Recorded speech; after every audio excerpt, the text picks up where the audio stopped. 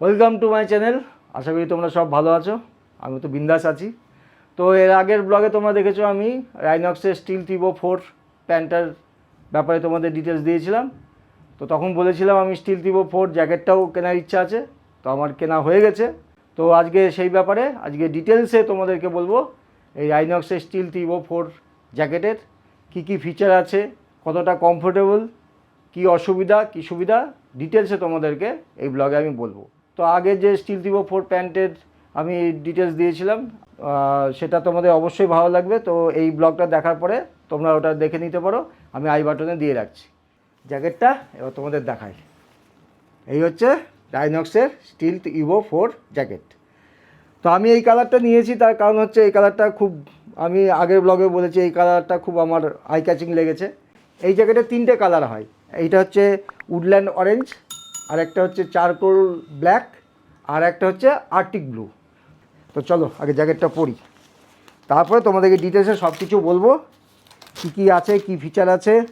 তো এই জ্যাকেটটা কেনার পরে আমি একবার ইউজ করেছি, করে দেখে নিয়েছি, তারপরেই তোমাদের কাছে এর ডিটেলস রিভিউ বলো, যা কিছু বলো। এই হচ্ছে জ্যাকেট।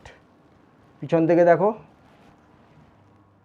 সুন্দর পকেটও আছে, কতগুলো পকেট আছে, আর কী মেটেরিয়াল ইউজ হয়েছে, কোথায় ইয়ার ভেন্ট আছে, সব কিছু তোমাদেরকে দেখাবো। আর দেখো এর সঙ্গে একটা জিনিস দিয়েছে যেটাকে বলে কিডনি বেল্ট বা লাম্বার সাপোর্ট। কীভাবে লাগাতে হয় আমি ডিটেলস দিয়ে দেবো, এবং এর জন্য আলাদা স্পেসও করা আছে। তো চলো এবার জ্যাকেটের পিন্ডি চটকায়, মানে কী আছে সব কিছু তোমাদেরকে দেখাই। তো এই হচ্ছে জ্যাকেট, এবার দেখাই তোমাদের কী আছে। আর আমার তো স্টাইল জানো, আমি বিছনার উপর বসে বসে আমি ব্লগ বানাই। প্রথমে হচ্ছে দেখিয়ে দিই একটা চেন। এটা কিন্তু ডুয়েল চেন, এখানে যেতে পারো আবার এইভাবেও আসতে পারো, ডুয়েল চেন। তো এই জ্যাকেটটার ব্যাপারে বলার আগে আমি একটা কথা বলতে চাই তোমাদেরকে, সেটা হচ্ছে মেশ জ্যাকেট আর এই জ্যাকেটের মধ্যে ডিফারেন্সটা কি। মেশ জ্যাকেটে কিন্তু পুরো ভেন্টিলেশন পুরোটাই থাকে, প্রচুর হাওয়া ঢোকে, আর এই জ্যাকেটে কিন্তু হাওয়া ঢোকার জন্য জায়গা করা আছে। কিন্তু আমি যেটা ফিল করেছি সেটা হচ্ছে গরমে যখন আমরা প্রচণ্ড রোদের মধ্যে, দুপুরবেলা রোদে, এই চৈত্র মাস বৈশাখ মাস এই সব সময় যখন রাইড করতে যায় না, তখন যে গরম হাওয়াটা আমাদের ঢোকে না ভিতরে, কিন্তু ওই মেশ জ্যাকেটের ভিতর দিয়ে ঢুকে ভিতরটাকে কিন্তু খুব হট, গরম করে দেয়। এই জায়গাটার একটা সুবিধা আছে, এই জায়গাটা পুরোপুরি কভার থাকে বলে তোমার কিন্তু ভিতরে গরমটা অতটা ঢুকতে পারে না। আর ভিতরে আমরা যেহেতু বেস লেয়ার পরে থাকি, তার ফলে কিন্তু আমাদের শরীরটা কিন্তু ড্রাই রাখে। আর যদি খুব গরম লাগে তার জন্য ভেন্টিলেশনও দেওয়া আছে। চেনটা দেখো, ডুয়েল সাইড চেন, এভাবেও খুলতে পারো, আবার গরম লাগলে এরমভাবেও খুলে দিতে পারো নিচ থেকে, আবার মাঝামাঝি জায়গাতে নিয়ে এসে রাখতে পারো। এটা একটা বিশাল সুবিধা। আর আমাদের মধ্যে যাদের একটু বেশি ভুঁড়ি আছে, পেটে আটকালে এখানে খুলে দিতে পারো। এবার আসি এর মেটেরিয়ালটা কী আছে। কর্ডুরোর প্যানেল কোথায় কোথায় আছে।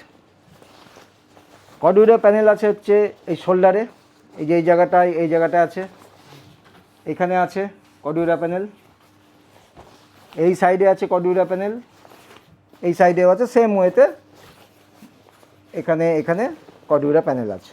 এই যে ওভারঅল যে কাপড়টা আছে, কাপড়টা হচ্ছে DWR মানে হচ্ছে ডিউরেবল ওয়াটার রেজিস্ট্যান্স। মানে এরপরে আমরা যদি ঝিরিঝিরি বৃষ্টিতে যাই, ড্রিজলিং যেটা বলে, সেটাতে কিন্তু আমাদের রেনকোট পরতে হবে না। তার থেকে ঝমঝম করে বৃষ্টি লাগলে কিছু করার নেই, উপরে রেনকোট পরতে হবে। আর এই কাপড়টা যেটা আছে, মেন কাপড়টা, সেই কাপড়টার একটা ফেসিলিটি আছে। ক্যামেরাম্যান ক্লোজে চলে আসো। স্কোয়ার করা আছে, দেখতে পাচ্ছ? এই যে স্কোয়ার করা আছে মানে হচ্ছে কোনো এক জায়গায় যদি ছেড়ে, তাহলে কিন্তু এইটা এই স্কোয়ারের মধ্যেই থাকবে, এর বাইরের ওই স্কোয়ারের দিকে যাবে না। ফলে কোনো জায়গায় ছিঁড়ে গেলে সেটা কিন্তু স্প্রেড আউট করবে না। এই রাইডিং স্টিল টিভো 4 প্যান্ট এবং জ্যাকেট দুটোতে কিন্তু এই টেকনোলজিটা আছে। এই হচ্ছে সুপার ফ্যাব্রিক, এই যে এখানে দেওয়া আছে সুপার ফ্যাব্রিক। জানো যে আমাদের রাইডিং গ্লাভস যেগুলো থাকে, যেসব জায়গাতে ইম্প্যাক্ট বেশি হয় সেসব জায়গাতে কিন্তু সুপার ফ্যাব্রিক থাকে, মানে যেখানে ইম্প্যাক্ট বেশি হবে ঘষা লেগে কিন্তু তোমার প্রোটেক্ট করবে তোমাকে। তো সুপার ফ্যাব্রিক এখানে আছে এলবো, এদিকেও শোল্ডার অ্যান্ড এলবো। আর স্ট্রেচেবল ম্যাটেরিয়াল, এই দেখো যেখানে যেখানে তোমার স্ট্রেচ করে হাতে এরকমভাবে স্ট্রেচ করলে যাতে চাপ না লাগে, এই যে স্ট্রেচেবল মেটেরিয়াল এখানে আছে, আর পিছনে কোথাও নেই স্ট্রেচেবল মেটেরিয়াল। এই হচ্ছে কি কি মেটেরিয়াল দিয়ে জ্যাকেটটা তৈরি হয়েছে। এবার দেখাই ভেন্টিলেশন। এই আমরা খুলে দিলাম, এটাকে যদি পুরো ভেন্টিলেশন অন করতে চাও পুরোটাকে খুলে দাও, এটাকে ভাঁজ করে ঠিক যেরকম রাইডিং প্যান্টে দেখিয়েছিলাম এইভাবে ঢুকে যাবে ভিতরে, পুরো পকেটের মতো করা আছে। এটা কিন্তু পুরো মেশ। আরেকটা জিনিস, তোমরা যদি হাফ ভেন্টিলেশন চাও সেই ব্যবস্থা কিন্তু করা আছে। দেখো এই অবধি দিলে এখানে একটা লক আছে, এরপরে কিন্তু চেন নামবে না, জাস্ট এটাকে তোমরা ঢুকিয়ে দাও এরকম। এটা হাফ ভেন্টিলেশনে কিন্তু করা যাবে। দেখেছো কত ফিচার। হাতের ভেন্টিলেশনে আসি এবার। এখানেও ডুয়েল চেন, মানে সামনে উপর দিক থেকে নামাতে পারো, নিচ থেকে নামাতে পারো। ভেন্টিলেশন অন, পুরোটা যদি চাও পুরো ভেন্টিলেশন অন, আবার কিছুটা পোর্শন যদি চাও সব কিছু করতে পারবে। উপর দিক থেকে যদি ভেন্টিলেশন পুরো অন করতে চাও করে নাও, কোনো অসুবিধা নেই। আর কোথায় আছে ভেন্টিলেশন? আছে হচ্ছে পাঁজরের পাশে। এটা খুলে নিই তাহলে তোমাদের সুবিধা হবে। এই হচ্ছে পাঁজরে, দুই দিকেই আছে। এটা এক্সজস্ট ভেন্ট বলতে পারো, মানে এদিক দিয়ে হাওয়াটা ঢুকে এদিক দিয়ে, এটা যদি খুলে রাখো তাহলে এদিক দিয়ে হাওয়াটা পুরো বেরিয়ে যেতে পারবে। আর আছে বিশাল বড় একটা ভেন্টিলেশন করা, এই দেখো পিছনে।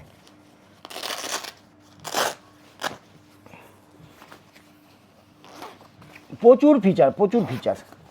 এই তোমার দরকার হলে হাফ ওপেন, পুরো ওপেন করতে চাও চলে আসো, খুলে দাও, পুরো ওপেন হয়ে গেল। এটাকেও ঠিক সেম ওয়েতে পিছনে চলে গেল, একদম পুরো এদিক দিয়ে হাওয়া ঢুকে এদিক দিয়ে বেরিয়ে যাবে।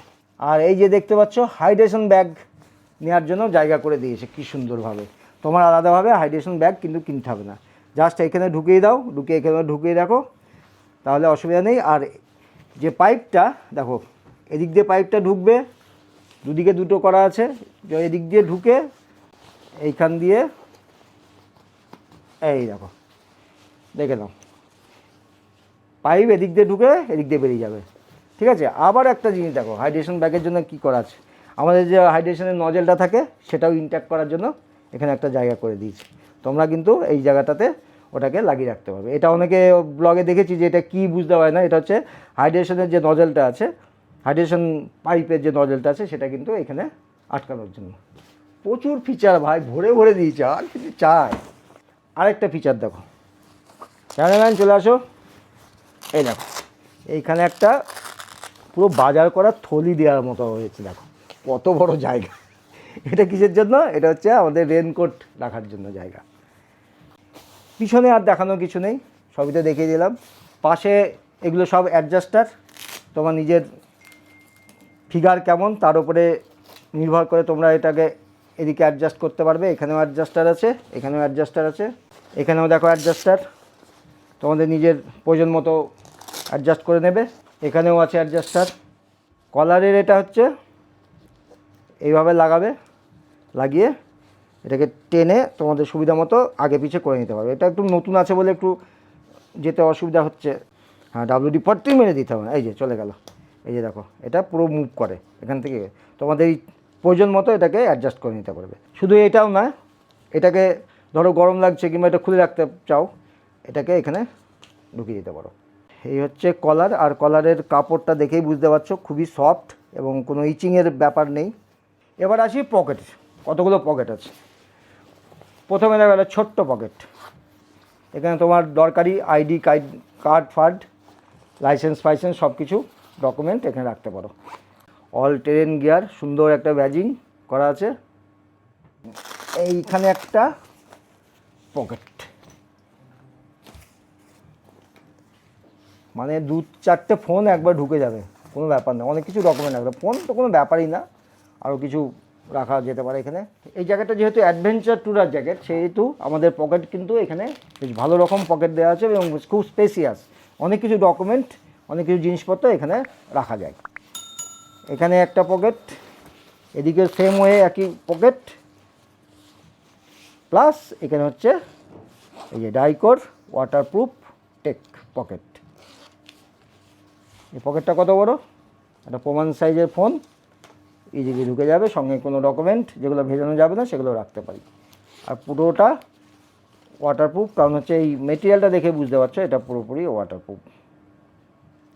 এখানে তার মানে একটা পকেট, এখানে দুটো পকেট উইথ একটা ওয়াটারপ্রুফ। এবার হচ্ছে আমরা যে রাইডিং জ্যাকেট পরি, তা আমাদের তো যখন কোথাও দাঁড়াই ফাড়াই একটু সাইড দিয়ে হাত না ঢোকালে তো ভালো লাগে না, তার জন্য এখানে পকেট, এবং এটা থার্মাল, ভিতরে পুরো থার্মাল দেওয়া আছে, মানে ঠান্ডার সময় আমাদের খুব কাজে লাগবে এটা। এটা হাত ঢুকিয়ে রাখলে বেশ গরম থাকবে ভিতরটা।